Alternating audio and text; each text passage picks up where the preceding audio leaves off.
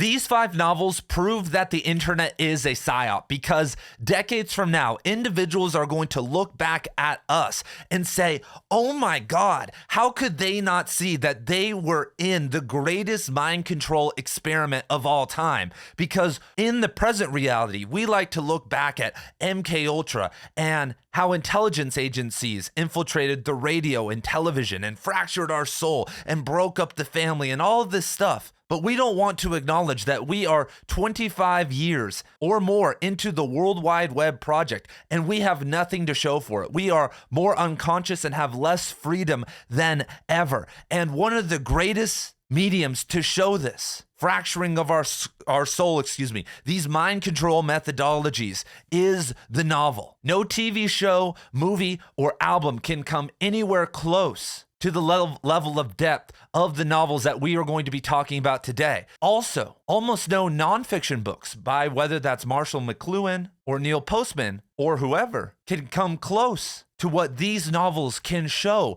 because mind control is a lived experience. It's something that we collectively undergo as a society. It is a spiritual war. And a nonfiction book pointing all this stuff out and what happened or what is happening is great, but it doesn't speak to what we are undergoing as individuals. And when you can tap into that, when you can show someone that experience, it can change their life. Because I could go talk to any random Joe Schmo on the street right now and say, the internet has made society worse. All this technology is really disconnecting us. And they'll say, yeah. And then they'll leave, go home and, place a couple sports bets, whack a couple off, talk to their AI girlfriend, be disconnected at dinner with their family and go to bed while listening to a podcast. But how do we actually activate individuals? How do we change the world? And the answer is through art. It is through story. And that's what I do here on Right Conscious. I talk about the best books and authors of all time. And I only talk about transformative novels. Novels that are not only entertaining, but that can change your life. Novels that can transform you beyond that first level stuff that Harry Potter or a random TV show can do, and create real individuation in your soul. And so the 5 novels that we're going to be talking about today are transformative. And so if you guys are interested in this journey that I am leading to create a literary renaissance, to create an educational awakening in society, make sure to subscribe, make sure to support modern authors and people trying to make it happen, and let's hop into it. And so first up is Bleeding Edge by Thomas Pynchon, who is probably the greatest living author right now and one of the greatest authors of all time. And this is such a fun book. I recently read this for my book club back over the summer, and I sat down and finished this in one sitting. I read for like 5+ hours straight. I just was snacking a little bit and going to the bathroom, but I just sat down and just read it straight through. Because Pynchon, as usual, balances our relationship with technology in such a humane way. Because I don't want to be some boomer saying, oh, video games are bad or all this technology has ruined us. We are beyond that now. We can't become these aggregates who totally remove from society and act like that's going to work. We can become personal Luddites and disconnect and let the world go to hell. But in actuality, if we want to create a literary renaissance, it's not about eliminating technology completely. It's not about having some Dune level Butlerian jihad or whatever, at least for right now. But rather it's about trying to get people to be able to cultivate at least a conscious relationship with technology. If you look at this channel I've created, it's an educational channel on books, on writing, on all these different things. These algorithms are just mediums that could be used appropriately and respond to our own wants and our own needs. And if you have the character strength to be able to overcome a lot of the crap, then the internet can be one of the most powerful tools in the world. I know so many bros out there that are addicted to sports betting, who are addicted to porn, and so they can't log on to Instagram or whatever without seeing some busty chick because they've seen too much, they've liked too much, they've spent time looking at these chicks for way too long over the past. So the algorithm's going to keep delivering it, and they don't have the strength to reset and create a different algorithm. And so it's really easy to be a doomer. It's really easy to become this anarcho-primitivist who says, oh, screw the internet, screw AI, like all this stuff. But it's in motion. It is happening. And Pynchon in Bleeding Edge captures this perfectly, because Pynchon wrote this in his mid-70s. But listen to this line, quote, "Only the framing material, obvious influences, Neo Tokyo from Akira, Ghost in the Shell, Metal Gear Solid by Hideo Kojima," sorry if I'm saying that wrong, or as he's known in my crib, God. Imagine your 70-year-old grandpa back in the mid-2000s writing like this, thinking like this. I remember my grandparents who were in their 70s in the mid-2000s couldn't even use a mobile phone and still can't. Cormac McCarthy, who's only a couple years older than Thomas Pynchon, never had a laptop, never had a cell phone. And we got Thomas Pynchon mentioning Ghost in the Shell, Metal Gear Solid, Akira. And so Pynchon for Bleeding Edge actually researched technology. He researched video games. You know, one of the cool things about Pynchon raising a son, I think, in New York City at an old age, you know, marrying a younger woman in this type of thing, was that he got exposed to the modern world, because if you're going to raise a kid, that's what kind of has to happen. You're going to have video games in the house. And if you're Thomas Pynchon, obviously you're going to be interested if you're interested in storytelling. But Pynchon goes beyond this in Bleeding Edge. He talks about programming languages at a very, very competent level and so many other things. But what Bleeding Edge is about, and now speaking about the Psyop, it's about government interference in the internet and in the creation of the internet in the early 2000s. And so Bleeding Edge follows kind of the fallout of the dot-com bust, because after the dot-com bust, which was kind of this big tech fallout in the late 90s, a lot of people in Silicon Valley fled and went to other parts of the country, and many went back to New York City. And so this novel follows a private investigator, and there's going to be really no big spoilers in this. I'm just going to be kind of walking you guys through the main plot. This private detective investigator named Maxine, who's hired to investigate this billionaire, this tech guy who was one of these big names, but has come to New York and is one of the few who's kind of risen up again. But this is all taking place in New York City during 2001, and it leads up to the September 11th attacks. It talks about the attacks, and it talks about the aftermath of it. But simultaneously, as she's investigating this guy and his ties to the tech world, she's realizing that, and Pynchon's basically writing about 9/11 being a conspiracy, but he takes it to the next level, and here we go, and ties it to this idea of something called Bleeding Edge. And so in the book, there's this video game called Bleeding Edge, and it's hard to describe, but it's basically a open world, open source game that is somewhat hallucinatory and is expanding. You can keep creating levels. It's almost like a Roblox or a Minecraft where you can be like creating worlds, but anyone can come into this open world and continue creating. But it's almost got a magical effect to it where it's not locked down because it's open source, but it has this spiritual life of its own. But the intelligence agencies have infiltrated it. They're already in it. They're doing stuff within this world, and they're trying to take over the psychic space. And when you look at, like, speaking of mind control and technology, if we go back to the 1960s and 1970s, they were trying to, and I think still are, trying to figure out, what is this psychic space? What does it mean to map out the spiritual world? And that may sound a little bit woo, but what really blew my mind with this was that probably like on my 30th acid trip, I remember sitting there and knowing about MK Ultra and all this stuff, and about how the hippie movement was basically created so that Woodstock could continue as this kind of false passivity movement. I was sitting there looking, I was in Las Vegas, I was looking out to the west at Mount Charleston. I was like, damn, this isn't my perception. I'm not the first person to see this, because when you take psychedelics, one of the first things that happens to you is you feel like you are different, that you are unique, because you have kind of unveiled, this first level of reality that you are different. And this is why there's like the acid bros and like guys are all, have you read Infinite Jest? Have you read Blood Meridian? And it's like, no, these girls understand me. I went through all that, but eventually I realized, I was like, wait, I'm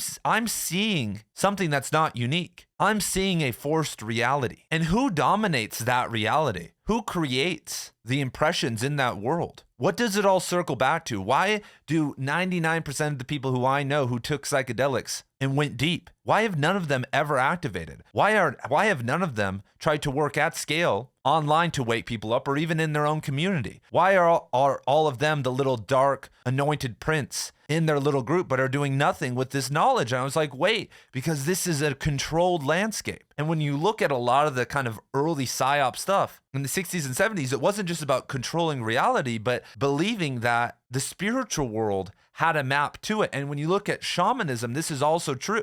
They believed in this. In shamanic culture, that's what the training of a shaman is. So there's this lineage of shamans. And it's not just about taking psychedelics, but through herbalism and all this stuff, you learn about this interior world. You learn about this world that's beyond our sight, but that's actually been mapped out, about our relationship, with plants and all of this stuff that is intuitive, that's thousands of years old, that was accessed by people from disparate and disconnected cultures, and almost everyone was coming to these same conclusions. What is that? Well, it's really that there's this zone of, we could call it this Jungian archetypal zone or whatever, this map that's not perfect, but that does exist out there in the spiritual world, that can not only be mapped, but that can also be used to exploit us in the conscious realm by unconsciously triggering our wants, our desires, our fears, all of this stuff. And so what's interesting is that Pynchon puts forth that the intelligence agencies have realized that what's greater than the spiritual world, what's better than that, because you control the spirit. If your plan is to give everyone acid or like take people down into this meditative spiritual world, but be the master of it, it's somewhat risky because there's going to be a lot of dropouts. There's going to be a lot of these kind of bodhisattvic, and I'm sure you're kind of like this, figures who were able to kind of see beyond it and be like, okay, I'm going to use this all to my advantage. But when we look at the map of the internet, when we look at the spiritual nature of the internet and what's underlying it all, that can be controlled. And the dropouts in that world are less able to become these enlightened, activated beings because it's a maze, it's a trap. And Pynchon published this in 2013, but was writing about the early 2000s and speaks pretty candidly that the government, that these intelligence agencies, that these corporations, that these billionaires, that these think tanks, whatever we want to call them, the dark occultists, the elites, were decades ahead of us. At least a decade ahead of us in terms of mapping out, mining out, not just the infrastructure of the surface level internet, but the spiritual level of the internet. And so Instagram, Facebook, and now with like TikTok and other crazy apps, those didn't appear out of a vacuum. But I absolutely love this novel because Pynchon shows the freedom of it, shows the expansiveness of it. One of the most tragic things that happened to the internet was that people stopped making blogs. I run the Right Conscious Book Club where we read Thomas Pynchon. We read Thomas Pynchon's Bleeding Edge back in June over on Substack.com. And Substack is the home of the literary renaissance. It's where the best writers and readers in the world are. If you want to get your fiction, your poetry, your nonfiction in front of people, it is the website to do it. It is social media for readers and writers. But the problem is that it's very uniform, that you can't create these crazy variations that you were able to with WordPress websites. My Right Conscious website and previous blogs that I did were all created by me. I sat there and did all the WordPress plugins and, learned how to do HTML and other things to create this unique website where I would share my writing, where I would share my videos, where I would do all these different things. But that era is basically dead. But we had total freedom, even before censorship and all this stuff was around. Before AI, farmed out all the SEO and all the top pages. The internet was a beautiful and expansive thing, was a positive thing. Now when you look at the internet and like all the rabbit holes, like people will say, why don't you have a Right Conscious Discord? Because Discord is the home of the Logic Bros. Literally, Discord as a medium is a dark entity. I've spent over a decade on Discord, just in groups and obviously with friends and with other things. Haven't been on it in years, but it doesn't promote as a medium very much positivity because everyone can just push their fractured soul, their doomed state with no friction. And there is no way to go and verify or look at who these people are. For instance, on Substack, you can see, well, this guy left a comment, and the same is true kind of on YouTube. But on Substack, you can look and be, has this guy actually written anything? What does this guy actually believe? Because the problem with YouTube is that a lot of people don't want to make videos and it's like kind of an odd thing. But on Substack, there are countless people who all see a crazy comment and I'll go, look, I'm like, okay, this is a real person. And there's some like accountability there. And so we're living in a world where the internet is basically locked down. that because these algorithms at these websites have taken over, the only battle left for us to fight, other than becoming aggregates and saying, we're not going to do this anymore and we're going to do physical, just drop out completely, or do like physical media and like physical products like literary magazines or open mic events or whatever. And that's totally fine and necessary. But the only other thing that you can do is play the game of the algorithm. Because the only way, even if you created a personal website, if you created, your own author website, or you post your own writing and it's not Substack, the only way you're going to get people to go there is not through SEO or people searching on Google. That's a pipe dream. But through websites like YouTube or X or whatever that will get a ton of people to be able to come to that website. And so that's why I'm on Substack. That's why I host the Right Conscious Book Club, which is the most active book club in the world on Substack. In 2026, we are going to read, speaking of Thomas Pynchon, his 3 biggest novels, Gravity's Rainbow, Mason and Dixon, and Against the Day. I'll be releasing my 2026 book club schedule soon, but also on Substack, you can read my writing. You can get access to over 100 hours of content just like this. I have literature courses, I have writing courses, I do free live streams multiple times a week over there. It's a really crazy platform. I'm relaunching my free writing school, and so if you guys want to support me in a monetary way, that's where you guys can do it and get access to a ton of cool stuff. But if you guys want to support me in a free way, but also be on the best social media site by far, where you can post your writing, post your thoughts, and get in actually deep discussions with people who are real individuals, Substack is the place, and I would recommend you go sign up, even if you don't subscribe to me. And so my link to my Substack is down in the description below if you guys are interested. Each membership literally keeps me going now that I'm trying to do this full time. And we're getting closer and closer to me finally not having to dip into my savings. And so thank you for that. So this level of expansiveness, this level of freedom is beautifully explored by Pynchon in this novel. And that's why I really love this and am talking about it first, because it's not a doomer novel. It's a curious novel. It's a novel that really grapples with the complexities of the internet, but keeps a story intact and explores some wild stuff. I mean, if you're into conspiracies, you get to see Thomas Pynchon talk about his city, New York City, and he isn't coy about what he feels happened. And so I won't spoil that. He takes a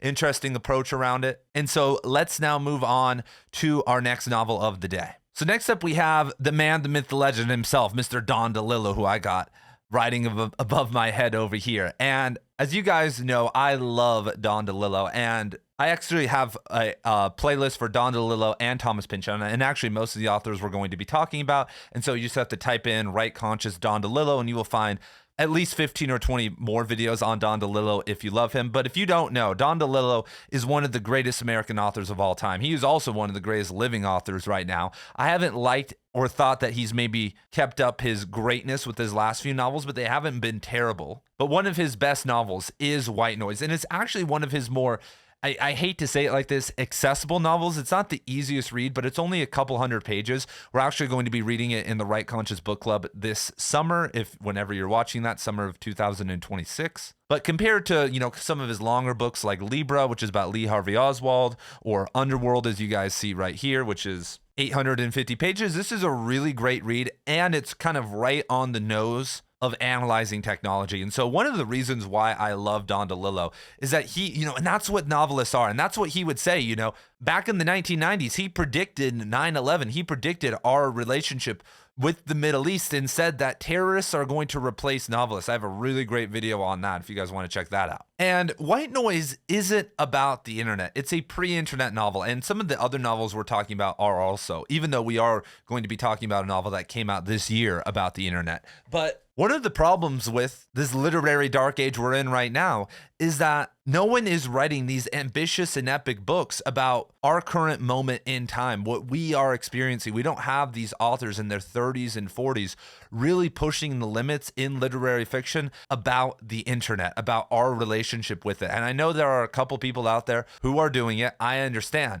but we don't have these heavyweights. We don't have this push. And we have these older authors, maybe in their 50s, their 60s, their 70s, or 80s writing about the internet, but we haven't had this new wave. And that's, as I've talked about many times before, partially because of MFA programs, the university system, diversity quotas, the push for slop entertainment genre fiction, the shift of publishing houses to just kind of profit-only models. There's a million different reasons why. But we don't have enough quantity of writers trying to write these ambitious novels about the internet. And it's actually kind of really a really hard thing because you're writing about the most complex thing, right? Like DeLillo in this is writing about the television and technology and how it induces passivity, and we're going to talk about that. But the internet is a whole other ballgame. So you're asking people to, stand on the shoulders of a Don DeLillo, of a Cormac McCarthy, of a Thomas Pynchon, or whatever, which is already a really big ask, especially in this world with so many different distractions and ways to kind of not focus and not be great. And you're asking us to simultaneously write about something that is much harder to write about than the television or something like that, and its role, because it's so fluid, it's so expansive, and it's really hard not to sound like a boomer shouting at a cloud. And so the main thing that we can take away from White Noise, without me kind of spoiling the novel, that's really important, that has been maximized by this kind of internet psyop experiment, is that the action in our life, what you and I do, like these big moments, are not these grand gestures out, in the world. Like you scored the goal, you got the girl, you and your family had a great camping trip or something like that. They're informational. They're these informational triumphs. Whether that's at your work and you do something on the computer screen, you do something, or I make a viral video. Oh my God, look what I did. It's this world of information. And so this novel is about a culture, our culture, where images and information no longer describe reality. And the sociologist, French sociologist, Jean Baudrillard talks about this at length in many of his books, even outside of Simulacra and Simulation. I'm a huge fan of him. But what he talks about is that obviously a simulacra is a copy of a copy. But at some point, we become very, very detached and can no longer find the origin of any simulacra in our reality. Because right now I can look at this desk and I don't exactly know where it came from or how it was processed. But if you go out in nature, there is no simulacra out there. It is the original image, right? It's the original form, or maybe like one or two down if it's dead. But anyway, you guys kind of get that. But what is art? What is this video? Well, it started off with this inspiration or conception in my head. Now I'm filming it in the present moment, but you're watching a simulacra of that. You're watching a copy of something I had in my head of a copy. And now as you're processing it and interpreting it, it's a copy of a copy of a copy of a copy. And if you do anything with this information I'm talking about here today, then let's say you tell your wife, I'm quitting my phone or I'm deleting Instagram. She doesn't know it's because you watched RightCon. She doesn't know the origin of the chain or any of this. And all I'm doing right now is talking about information. I'm talking about practices and actions. I'm talking about words in a book that's a pixelated image on a screen, that's ink on a page, but I'm replacing reality. We're talking about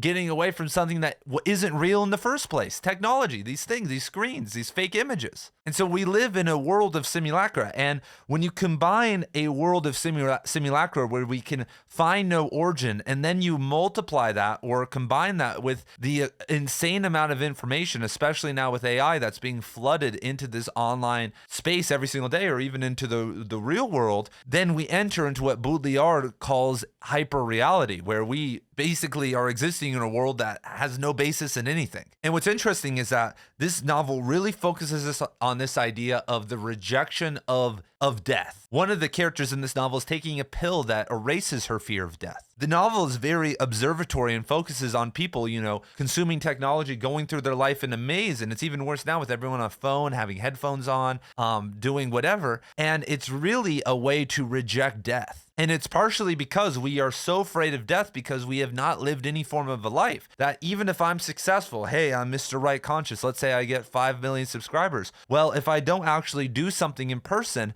it means that most of my life was built in this informational bubble that doesn't exist. Most of my memories, my accomplishments, all of that. And then when you live like that, it's actually a very easy way to avert death if you focus on technology. And now with all the crazy technology and ways that we can manipulate, our body through plastic surgery or Ozempic or whatever, because of technology, we're really denying death, as Ernest Becker would say, or my boy Otto Rank, at the highest level. And so one of the kind of big metaphors, moments in this novel that really has always stuck with me is that two of the main characters go to this barn, and it's called like the most photographed barn in the world or something like that. And they get there and everyone shows up and everyone's taking a photograph, but there's signs everywhere around the barn as you're taking a photo that says the most photographed barn in the world. And it's this ironic idea that we all live out today with these, places for tourism that no one actually sees the actual barn anymore because they've seen it already. We go into these experiences of life with no sense of anticipation or curiosity. We have no sense of animistic anticipation anymore at all. It's so funny. Like, people will be like, well, before I go to jujitsu, I'm going to watch a bunch of guides on jujitsu. Before I go skiing, I got to watch videos on how to ski. I got to do all these guides. Before I do this, before I start a YouTube channel, before I get on Substack, just do it. Go and do something. You don't need a precursor. You don't need an apology. You don't need a summary of anything before you go and do it. You don't need to go read White Noise. You don't need to listen to me sit and try and convince you to do it. But that's all that we care about. And it's crazy because we want these primed, pre-formatted lines before everything. That's kind of one of the negative aspects of advertising culture, of review culture, of restaurant culture, of like, I'll look at a restaurant and be like, damn, that's a 3.0. I'm not fucking going there. Like, why would I do this? Like, there's a 4.8 over there, but maybe the 3.0 is good. Maybe Jack is a little bit angry and maybe there's a little bit dirty in the corner, but they make a really good, red curry or something. That happened to me the other day. The town I live in right now isn't that big, and so there's not very many culinary options. And so I was looking at this Thai place, and there's only one in town. I'm like, it says bad reviews. I'm looking at it. I've driven by. I'm like, this doesn't look good. But I was just craving a red curry the other day. I was like, I'm going to go. I have to do it. It's a waste of $15. It's a waste of $15. I go in there. It was just as good as what I had at the best, maybe not, but it could pass in Las Vegas, in Chinatown. The lady's from Thailand. She knows what she's doing. Yeah, she's a little bit rude. Maybe it smells a little bit like bleach in there. But we watch videos, we take photos, we go to these tourist attractions, not to discover anything new, not to have an experience, because that's what it's about. You were supposed to go to Old Faithful in Yellowstone, or Olympic National Park up on the Olympic Peninsula. And, maybe you saw some black and white photos, maybe you saw some stuff, but you were supposed to go. It's supposed to be this anticipation, it's supposed to be this spiritual moment. Now you go to Yosemite and it's a fucking zoo, bro. Go to the Grand Teton National Park, you go to Yellowstone, it's a joke. Some of the most beautiful stuff in the world that's supposed to be transforming you is maybe, giving you like, wow, that's really nice. Like, thank God I'm not at my office job in Kansas, but we're not really anticipating anymore. And so this is, speaking of psyops, this is Psyop 101. So I built up to this. So as I talked about earlier, you make the map. You prime everybody. Priming is a real thing. My example that I've talked about on this show before with priming that relates to stories is that this one blew my mind when I read about this. These researchers would walk up to someone at a coffee shop and say, hey, if you listen to this 1-minute story, I'll give you $20. And so then they tell them this 1-minute story that has a lot of contrast in it. That's just like a simple fairy tale, fable or something like that. But there's a lot of contrast. And so then someone new walks up to them 10 or 20 minutes later while they're at the coffee shop and says, hey, can you hold my coffee? And they either give them a cold or a hot coffee, like, in the cup. And then as they're holding it, they say, hey, that guy just gave me $20 too. What story did he tell you? What was it about? And there was a very high correlation to if they were holding a cold coffee, they would mention the darker elements of the story. But if they were holding a hot coffee, they would talk about more of the brighter, positive elements of the story. Something as simple as what you're holding in your hand and its temperature can reformat how you perceive things. And like, this is all, if anyone is into personal development or character building or like trying to become a better person and get things done, you know that this is really true. But when you look at our entire society and priming,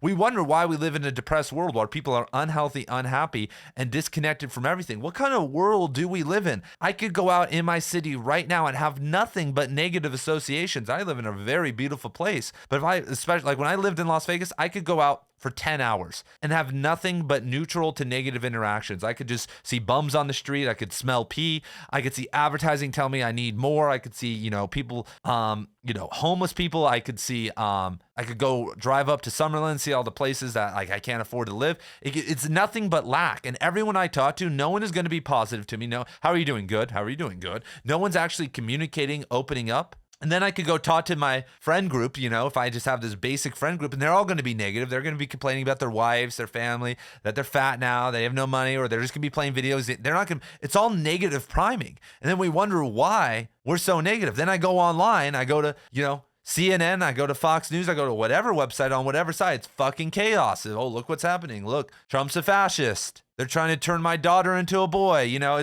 everything is crazy, but everything is a pre-selected dialectic that we've been thrown into. We get installed a narrative in our head, whether that's a political narrative, whether that's an aesthetic narrative, and then we send people down to go experience it. But they format and stay within the realm of the dialect. And that's what Twitter and TikTok and social media at large have become. Vehicles of it, and it was crazy, you know, being a high school English teacher, that I would, you know, see this in real time every day with students. I'd be like, oh my God, I'd see them at mass, at a collective, all believing the same thing, all existing within these chosen dialectics. And that's always happened throughout time. That's just cultural pressure and, you know, culture in general, but it amplified to an even more extreme now. And what DeLillo does in White Noise is he really has some beautiful metaphors about the supermarket, that one of the characters is obsessed with shopping, not because he needs food, but because it's this religious experience, that he is obviously having the security of having a bunch of food, but the bright colored packaging,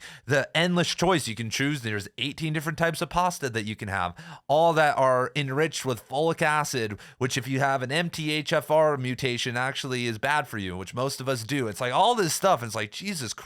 But like our supermarket, our media models, what they're doing are telling us that look, we're in abundance, right?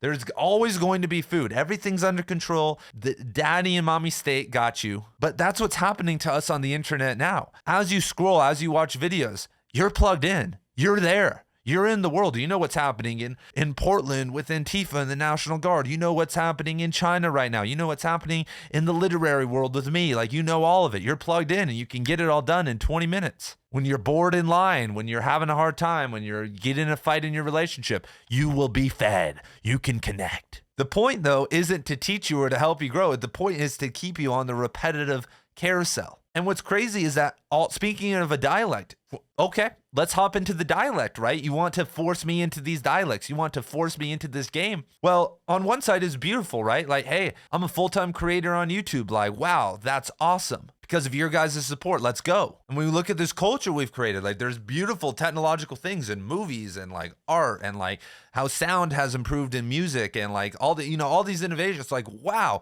But on the other side, we look at what's happened to the kids. What's happened to kids killing themselves, how disconnected they are. I was there. I watched it. I watched kids get TikTok and short form content and what it did to them. And I'm not some boomer. I was in my 20s. I'm only in my early 30s now. I watched it happen. I watched how they changed. I taught and was a part of a generation and was very conscious that had no short form content other than photos on Instagram, which really isn't short form. And seeing what that dopamine insanity did to everyone's brain, it's a dramatic shift. And now with the iPad kids and all this, me teaching the COVID kids who did nothing for a year or two, total change. And there's no restoration. And so we have all the deaths now because of technology. We have these insane data centers. We have the cancer from the sedentariness that, sitting down and looking and not doing anything all day causes. We have the random violence. People say that violent video games don't cause people to be violent, that social media doesn't cause people to go crazy. For a lot of people, it is a form of passivity,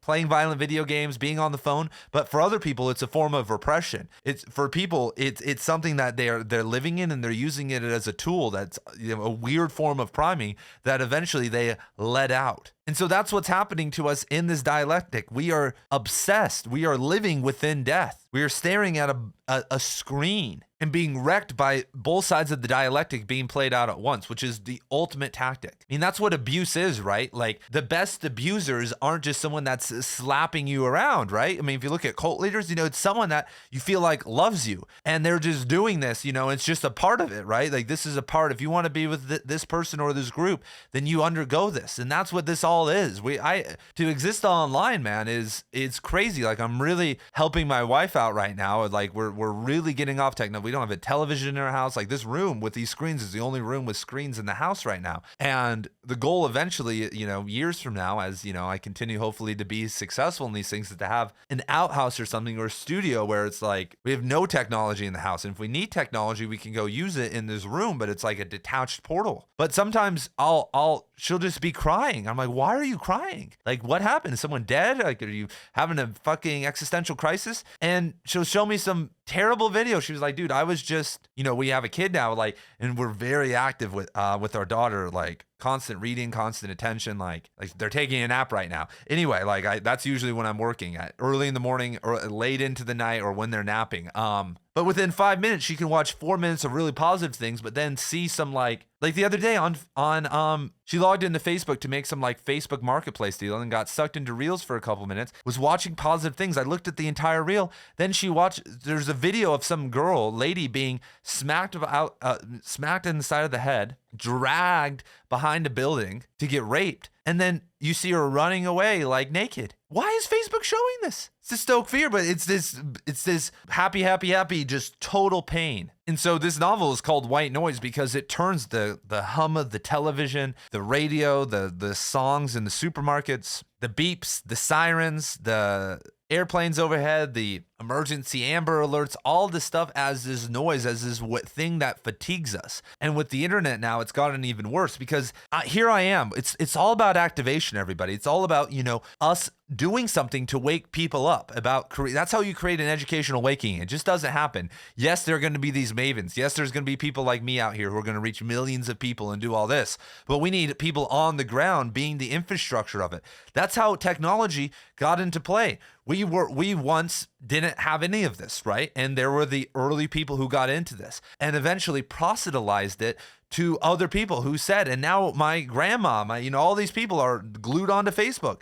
Eventually the web of social influence and pressure and this stuff, tipped people over the edge. People who said that they had nothing, they had no need for technology, no need for any of this stuff, got roped into this. But that's what we have to do in an inverted way with education at large. We have to become leaders. That's how you make people do this. I had a friend yesterday, he called me and he said, he's trying to eat healthy. He's like 280 pounds or something, and he's not jacked. He's like, he's fat, he's like 5'7" or something, and he's trying to get into shape. And, I work out a lot and like really into fitness and stuff, and he's doing a good job, right? Like he's lost some weight and like, he's staying consistent, and he's staying on this mentality, focus on performance and daily wins, don't focus on the scale or like, don't obsess over that. He's like, dude, I have to, I don't have time to cook healthy right now. Or, it's really hard because I have to cook 2 meals. I have to cook my meal, then I have to cook my kids' meal and like my wife a meal. I'm like, what the fuck are you talking about, bro? It's like, yeah, I made my, my salmon and my asparagus and some rice last night, and I made them fried chicken. I was like, are you kidding me? They're like, yeah, they don't like salmon and asparagus and rice. I was like, yeah, of course they don't. I would rather eat fucking Oreos and milkshakes all day. Let's go get 10 Big Macs, right? Like, you're the leader. I'm not just saying this in the cliche, like the man's the leader of the house, but like they literally look up. I know you, bro. Your kids play baseball and softball because you played baseball. Your wife sits down and knows who the Seattle Seahawks drafted this year because you got her into football and made her like the Seahawks. And she's so G that she knows that Sam Darnold doesn't have that dog in him, but she would never tell you. So yes, it's going to be hard and they're going to complain, but they're going to eat it, and they're not. Are they going to starve or are they going to eat? And that's how we have to activate everyone. We have to lead. We have to be this example for people. We have to be doing something. We can't just be this constant little chatterbotter saying, yes, technology sucks. Look what's happened. Oh, Mark Zuckerberg, you have to do something about it. Even though you guys see me online, I'm very free of the online world. That's why it's such a big theme of my channel. It's why it's such a big theme of what we read in my book club. That's why my child is not going to be on a screen for a very, very long time. And when they watch a movie, they're going to watch a movie on a TV from the 1990s or early 2000s with a VCR tape for some fun on the weekend or something after a fun week of learning and camping and doing all this stuff. It's not hard. Lead from the front. Get off your phone. Do something. Wake people up. The Psyop right now, the internet Psyop is invisible. The internet is in your pocket when you have a slap. Carry around a notebook. I just, I'm leaving this here for a little set piece. I'm writing all my thoughts down in here, you guys. I'm poetry, what's happening. I'm doing morning pages. I have like 100 of these things. Constantly, I have this in my pocket instead of a phone. I don't have a phone anymore. I got a flip phone for a year because I was working while my wife was in the third trimester, then after she had the baby. But as soon as I quit my job, I threw away the phone. MP3 player for life, everybody. Let's go. But as the Little talks about, the white noise is connected to our body. Like if you've made it this far, you've heard me go all spiritual and woo. But your messages are popping up right now. There are notifications popping up right now on your screen. The white noise is everywhere. Now I'm sounding like, now we're going full scale. It's everywhere. Ah! And if we want real connection, it can't happen as much. The reason why real connection is so important and being a leader is because, like, I met a guy recently in my town and, he liked one of my shirts. And so, speaking of which, I just dropped my Right Conscious merch shop. So if you guys want literary streetwear, no Gildan shirts, no crappy shirts, I have over 50 designs, all about the greatest books in the world, really sick stuff. Go check it out. Link down in the description below. But I had this, I had a Blood Meridian shirt on, and a guy said, "Oh my God, I love Blood Meridian." We started talking. He said, since having a kid, I haven't been reading very much and blah, blah, blah. Gave him my email. Yes, my email. And we've been talking, and I got him to read one of the books we're doing in my book club, and him and I are going to meet up before we do my online book club, and we're going to talk about it. And him and I are going to connect on something that is real because we both tangibly read it from point A to point Z. But the problem now is that in these algorithms, I don't know. So if I sit down and look at my phone for 20 minutes and you look at your phone for 20 minutes, we can't connect. Because you saw a totally different group of things than I did. And even if we send each other a couple different, reels or whatever, it still doesn't work like that. And so we need to return to consuming long form media together, albums, movies, these types of things, reading books together, having animistic experiences together, not at a tourist trap, something that we go and find for ourselves, meet me at our spot. And that's why there's a disconnection now between the kids and adults. That's so great because adults can't comprehend this new world that they're in. And it's an impossible task. Even if they tried to be hip and into this stuff, you can't do it. And so why I don't believe in playing games that are unwinnable,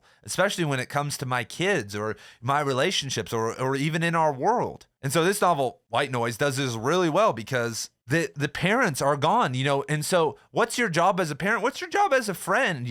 Let's talk about it. You're a reader. I have a friend, right? He knows everything about cars. Like, I have a 2000 4Runner, third generation. Let's go, everybody. And I could do, honestly, a decent amount of stuff with it. I've replaced a lot of random things with it, with a lot of friends over the years. Like, I can, do the starter if it goes out, just, a little bit beyond basic stuff. But I'm not an expert by any means, and I'm not really comfortable, like, if something major happens, to go in and make it happen. I have a friend, though. He's not even a mechanic, but he's been working with cars his entire life. He can do anything, and we can sit down and do it. Well, he's a leader for me, so I could watch maybe a video and try to get some instructions and kind of come in with this plan. This is what we need to replace. I got the part. This is what I think we need to do. But he can be my interpreter, right? He can show me. He can guide me. He can say, no, don't do that. Holy cow. I mentioned the starter because I did that.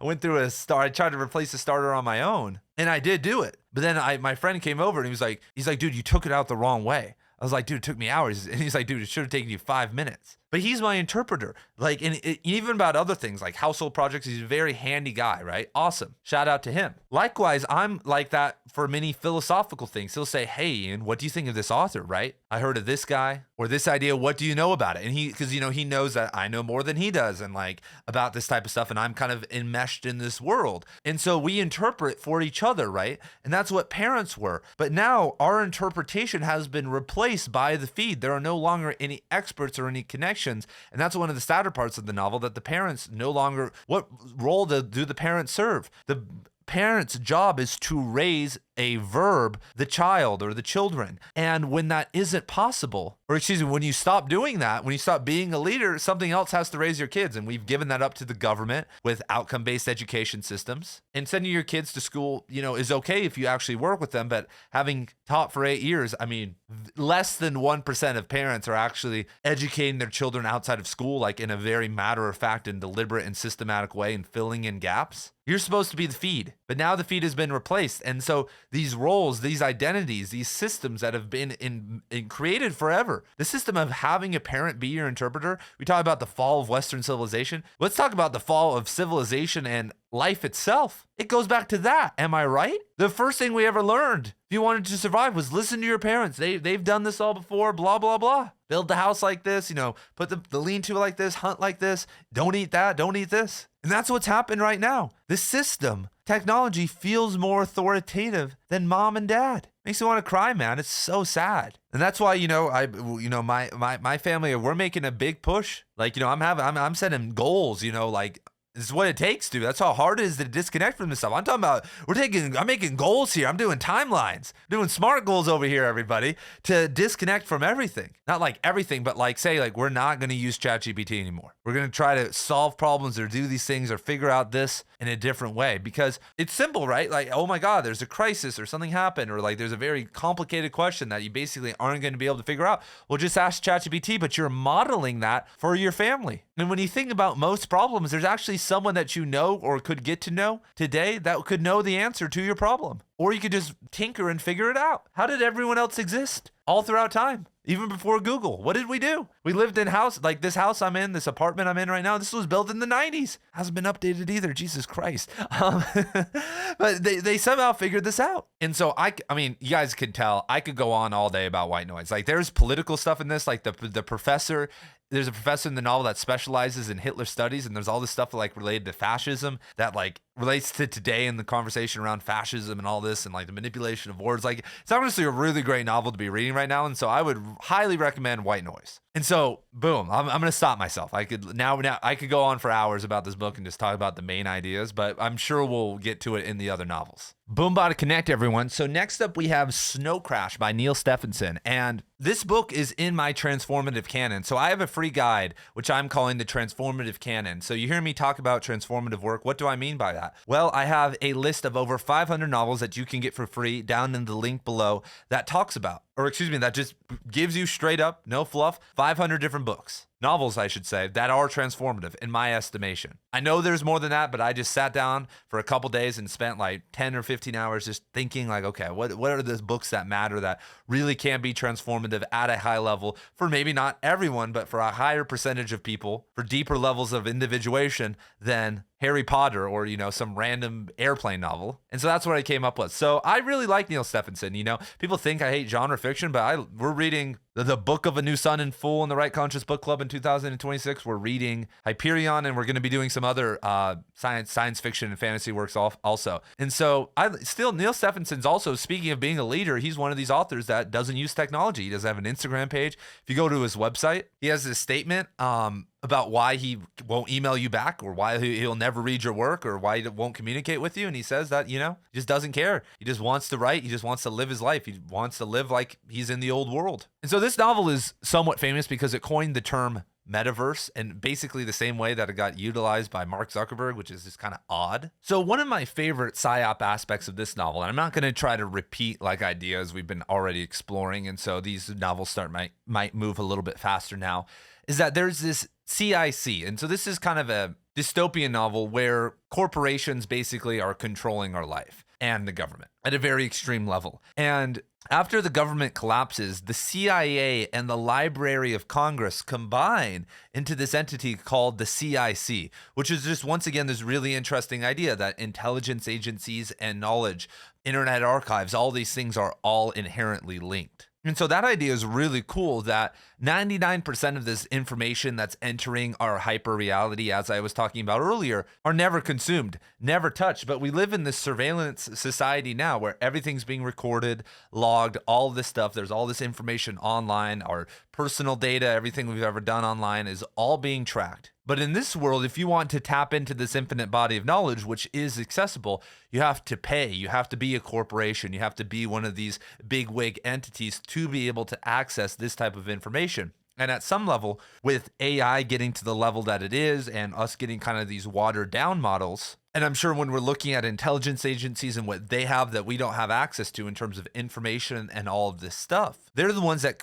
can infiltrate and speak with the database. And this is what happened actually with Mark Zuckerberg and Meta and their use of AI. And so Mark Zuckerberg gave a direct order for their AI to catch up. Okay, let me reframe this.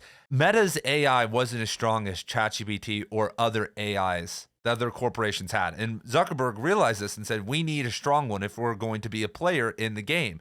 And so he said, how do we train this AI faster? And so he instructed his software engineers or whoever, and you can look all this up. This is a big court case going on right now, to tap into Library Genesis and download 20 million books for the model to train itself on. Well, you and I could never build our own super strong AI with a whole team of people, some of the smartest computer programmers in the world, to work on it. We also don't probably have the technological infrastructure to then download 20 million books and then feed them to this system for us to go take control over more people, or we don't have the time or ability to personally tap in and read all 20 million of those books. And funny enough, all these AIs are primed in different ways. What they are mechanisms of priming. They aren't this autonomous being. They have parameters, and obviously you can manipulate them, but they've been primed. And the only people who can afford to tap into this knowledge at scale, as talked about in this, are the people who own the metaverse. And what I like about this book, and this is a really good idea, I mean, we're talking about psyops.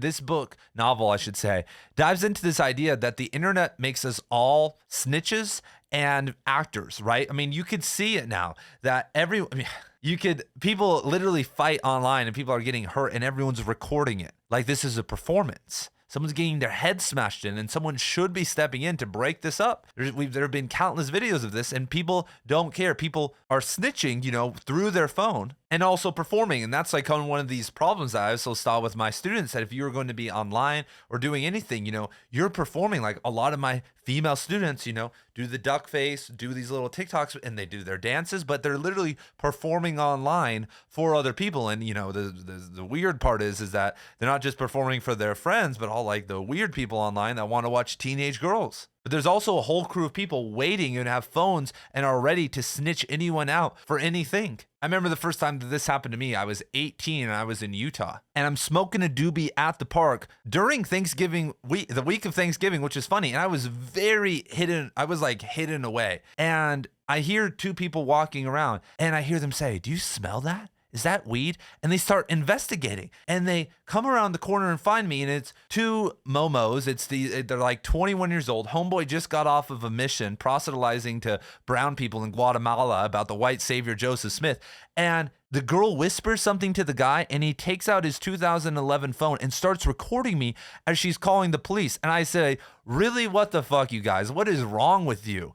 And I take the weed. You gotta take the weed. And I start sprinting. Luckily, that was cross country Ian, 16-minute 5K Ian. So I was gone. And crazy enough, the guy chased me. The guy started chasing me, was recording me. I dipped out. And even better, shout out to my grandma. I was at my grandma's house. She lived in where I was going to university. And so I just ran straight back to her house because I had walked there and hid in. But then I saw the police cars going by. I was like, this is crazy. But we live in that culture now where we're performers and we're snitches. And the only thing you need to ever snitch on anyone for is being violent. If someone's being violent, you should try to break it up. And if you feel like you can't, you should try to break it up. And then you should report it if it's some egregious act. If it's mutual combat, whatever. But, if some guy's beating up his wife or hitting his kids or someone's really hurting someone else, yeah, you can record it. You can call someone. That's really what the police should be for. If we're going to offset our own personal liberty to a group, it should be for our own personal protection. And we could maybe take that to property too, if it's like a small business or something like that. But in general, we record everything now. We have become the lapdogs of the government and all its crazy laws and all these things, and we're under constant surveillance. It's insane. And that ruins our trust in each other. That ruins our society because we're once again feeding the algorithm. We're in service not of in the moment and observing something, whether that's egregious or whatever, and trying to de-escalate the situation or leave, but we're rather trying to record it for some algorithm so that we could get famous or some of these things. It was so sad as a teacher when I would want to do something like crazy, hey, you can't do a backflip. Yeah, I'll get on this desk right now and do a backflip off of it. I can't do it because everyone would be recording. Anytime there was a fun moment or something was going on, someone would always have the phone out. And it would get me in trouble sometimes as a teacher. You couldn't let anything organic happen or anything fun. You have to watch what you say at all times. Sometimes you just need to be a little bit off the kilter, just say things. And so that's a total problem in our society now. The other thing is Snow Crash. So this novel is about a virus, excuse me. And what it's basically saying is that, this virus isn't just it's a linguistic virus. It's built from Sumerian language. But what it's talking about is almost this form of sigil magic that, as I was talking about earlier, there is a earlier precursor level to what we are experiencing online right now. It's even a priori or before a different level than like the actual code that makes all of this possible. So we talk about algorithms radicalizing people, or people watching the news too much, or doing stuff like that. But this novel kind of links into this idea that visual information itself, if it's done in a certain way, can hijack your cognitive capabilities. That if we want to go like into full conspiracy land, that there's like we're all being slowly programmed to be activated to do something, and not activated to, like, people, when people talk about like, and this is like we're getting now down into the iceberg here, everyone. So here we go. So like a lot of people who are really deep in the conspiracy world, what they think is that we're being programmed through these sigils and through like language and kind of unseen stuff in technology, and through like our experience with it, and like, oh, prove it, okay. But what they think is that it's meant to throw us into a dialect so that we can later be activated, that we're slowly being primed. This probably makes more objective sense. We're slowly being primed with information and ideas all across the algorithm so that we can be primed to react in a certain way. Because when people talk about programming and activation, people feel like someone presses a button and we all go, huh? Oh, yes, let's go do this. Let's all tear up the world. But rather, something happens. We're being we're being primed for something, and then an event happens that's maybe planned or something like that, or it's just something that happens in general, and it's amplified by the media, and we all react within our dialect in whatever way that is. And then that could be used to manipulate us to, obviously go further into unconsciousness or for profit or any of this stuff. And that's what this novel is dealing with at a very high level sci-fi type of way. That's kind of what this virus is. And like, I think it could be translated really to what we're seeing now, because I really do believe that's what's happening. Even if you look at basic political things that are happening on both sides of the aisle, the linguistic programming that we're hearing with fascism and Nazis, or on the other side, these crazy neo-Marxist postmodernists and all this stuff, and the priming, these heathens, these elites, these whatever. I mean, you guys have heard it all before. Transhumanists, like whatever it is, or these crazy religious people, these religious nuts.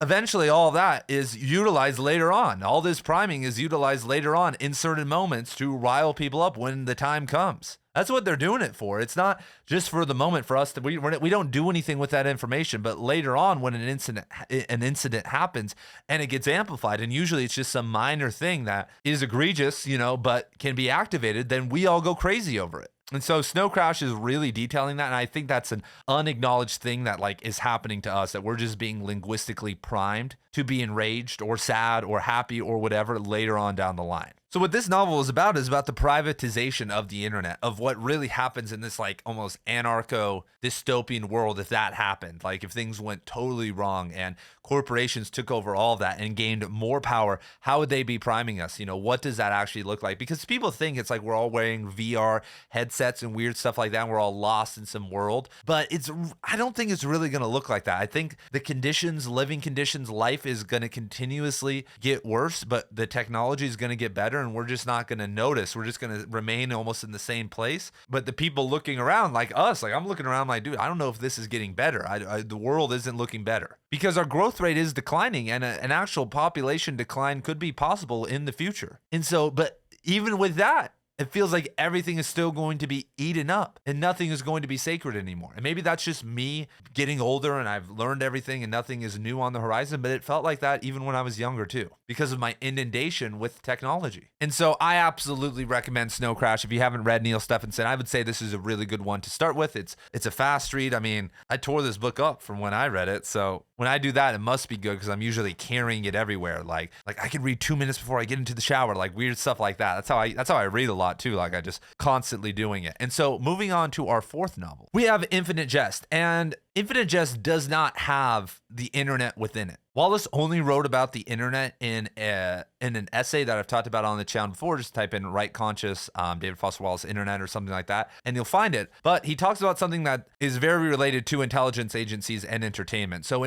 Infinite Jest is about a lot. It's a 1,200 page novel. But one of the main plot lines in it is that there's this tape named Infinite Jest. And when you watch it, you basically go brain dead. You're so entertained that you just lose all cognitive capabilities. And this tape is eventually trying to be found by everyone, but who the novel focuses on are these intelligence agencies, this terroristic group of handicapped Quebecoian revolutionaries that are trying to, use this tape as a political terrorist device to be able to break free from a North American superstate that exists in Infinite Jest. But other groups are also trying to find it too. And the novel makes a ton of commentary on how, as Americans, if we realize, because the tape isn't out there yet, that if everyone realized that this existed, we would consciously take it. That if people said, like, hey, there's a video online, if you watch it, you're just going to go into this pure state of pleasure for the rest of your life, more people than we could imagine would just want to do that, would just want to go pure into bliss land, because that's how we've been trained. We don't have a core, we don't have a soul. And Infinite Jest is all about our weaknesses. It's about our weakness when it comes to entertainment, when it comes to drugs, and when it comes to kind of this competitive mindset. And it all centers around this denial of death, these addictions. And David Foster Wallace was an addict of television. He talks about, spending a ton, 16, 18 hours a day watching television for huge, swaths of time. But at a much bigger level, this novel talks about entertainment, whether that's through film or the radio, books being used as a form of mind control. Even more importantly, it talks about how overthinkers are the ones that are going to become paralyzed by this new world of information, are going to be exploited because of it. And it's true. All you guys out there, so many of the smartest, most intelligent people I know all this stuff and they're doing nothing with it. Basically everyone. You've read hundreds of books probably. What are you doing with that information other than having just become you're a good person. You've reached baseline. Thank you. We need more of that. We need the whole world to do that for a literary renaissance. But has that information actually stifled you? And why wouldn't that information be activating you even more? Why is there a whole culture in academia of people who study and who read who aren't these action-taking individuals? Isn't that what it's about? The harmony of pen and sword? That's what Right Conscious is about. But this novel explores how the type of person who would get into something like reading or deep into entertainment is the type of overthinker who could get thrown into paralysis. And there's larger metaphors happening within the novel, and some of them are explained explicitly by Wallace for dozens of pages. And truly, it's really transformative stuff. I mean, Wallace was really blowing the whistle on us, really pushing back against a lot of this and entering actual reality, trying to do a better job. And that's why Wallace ended up dying. People say, oh, why would I take advice from someone who's like this? Well, he got on an antidepressant when he was 18 years old and stayed on it. And by the end of his life, he had kicked drugs. He was a drug addict. He beat that. He beat being an alcoholic. He beat being a tobacco smoker, which isn't easy. Most hardcore addicts like Wallace continue smoking tobacco or doing other things. He beat all of that. He was exercising. He was happy. He had a wife. He was in a much better spot. And he said, I want to finally get off this antidepressant. And he got off of it and he spiraled and he tried to get back on it and it didn't work. And he ended up killing himself. I think to the neglect of his family who didn't put him in a care center till he got, over this kind of really bad cycle he was in. But we need soldiers in the game, everybody. We need if the overthinker is just partially activated, the whole world would change. But that's the greatest psyop of all. Throw us into this world of entertainment and information, and almost everybody will fall. Whether that's us on the information side with all this information and doing nothing with it, or the people that are just, dopamine addicts and are just always entertained. That's where we're at. This novel explores all of this at length. 1,200 pages of trying to prove this idea, and it shows how intelligence agencies are exploiting this, how we're being exploited to not to use the cliche, to be our best self, to really go out there and do something with his knowledge. And Wallace does it. He talks about us being sent back into an infantile state. And that's really what is this, these forms that we take as we're on technology. We're literally curling back up. We're not expressive. We're not open. We're not in different planes of motion. And so I have to mention Infinite Jest, man. It's an actual manual on how to escape all of this. A lot of these books point out the problem. White Noise and Snow Crash point out a lot of the problems. Bleeding Edge does a decent job of kind of talking about solutions and feelings, but Infinite Jest is a manual in my opinion, and that's why I think it's one of the most transformative novels of all time. It's a manual on how to wake up. I've known, I'm not even saying this as an exaggeration, I've known hundreds of people who've changed their relationship with technology because of Infinite Jest. That's just people I know personally. And so I think it's a very, very strong book. And the way that it shows you that is through these intelligence agencies. It shows you through this manipulation and what's happening behind the scenes that entertainment, that the internet, it's a power. And once again, this trend, if we want to know, we can't see what's happening in the moment very clearly, but we can go back 20 years and see what happened back then and how it was all set up. And that's why a lot of the books we're talking about, other than that there haven't been very many great authors or great books, are kind of focusing on that early period. And so speaking of a book that doesn't take place in the present, or in the past, but takes place now. This is Major Arcana by John Pistelli. This came out last May of 2025. People ask me, Ian, what are modern books that people should be reading? This is not trash. This is not some Big Five publisher novel that is from some random MFA. John Pistelli, who wrote this, couldn't get a publishing deal. He first serialized this novel on Substack for, people who are paid, aka best readers and writers in the world are on Substack.com, and got a publishing deal from that. And so anyone who thinks that you can't do that on Substack is wrong. And so he couldn't get a publishing deal and knew that the things he was talking about in this weren't going to be touched by the Big Five. This novel is an exploration of what happens what happened to the two people who consumed the internet at all levels. And so this novel is a lot of different things, but what it really showed me how it really is a psyop, the internet in general, and what really made me think is that it features these two young protagonists. And so I'm going to spoil the first page of the novel. It's actually on the back. It begins with a gunshot, a student's public suicide on a university campus, filmed by his girlfriend. This novel follows the threads that lead to this event, that there is this boy who shoots himself in the head and his girlfriend's filming it. And they're both the students of this famous writer. And we get into this web, but what really struck me about this novel is that both of the characters, the girlfriend and the kid that kills himself, were raised without technology. They had parents that were hippies or didn't care about that stuff, and they were raised in this world, but then they got into technology because of family stuff and all this stuff, and they got thrown into this world of technology and weren't ready for it. And so this is how it's really sensitive for me, because earlier you guys were hearing me talk about how I'm going to keep my kids away from technology, but you can't forever, and you have to teach them how to be literate in it. And there are these rabbit holes, because if they don't, then they might be more susceptible to more extreme ideology once they get on there, if they haven't gotten used to what's happening. We've basically been forced into this position where you can't raise kids without showing them, or at least teaching them about some of this stuff, especially without being like a totalitarian parent. I've seen a lot of like Mormon parents rip their kids away from this stuff and like put them in this religion, and send them off on a mission. But those aren't free thinkers. Those are basically philosophical slaves that were battered and basically forced to follow, this ideology that you want them to. And having, knowing a lot of people in Utah, there's a lot of blowback on that later in life, and a lot of swinging out of it all. But this novel really touched my soul because it shows, and through detail, how the internet can ruin people, how it can ruin innocent kids, kids with beautiful souls, kids that matter, kids that read. It's not just dummies. What's even worse is kids that are smart. If you have a kid and you teach them all this stuff, they're smart enough to then decipher and go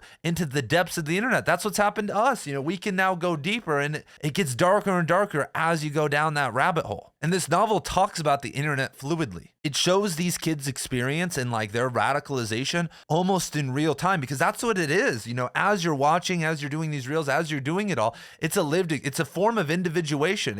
It feels, we've all done it before, it feels like this transformation. It feels like this growth. It doesn't feel disconnected from reality at all. And like, really blew my mind when I read it. It really made me rethink a lot of my things in my own life. And it really showed me, it's like, dude, we've been basically pushed into this position where we can't escape this anymore. And it sucks. Like I said, unless we want to be aggregists and like run a very totalitarian religious programming on our kids or something like that, which is, if you want to do that, then whatever. But for us trying to like reach a balance and like, send our kids off into the world, or send, just the same about me, man. Like I started I watch ski videos. I don't know. I'm into freestyle skiing. I used to go to this website newschoolers.com and watch all this freestyle skiing stuff. But then when I was like 10, 11, 12, 13, then I got sucked down into this dark world. Suddenly I'm watching people get killed. I'm watching crazy porn. I'm watching all this crazy stuff. I'm like, what the hell did that do to me? I'm still dealing with those ramifications. I'm still trying to get out of that priming. I didn't consent to that. My parents didn't consent to that when they didn't know in 2006, 2007 what I was going to get into.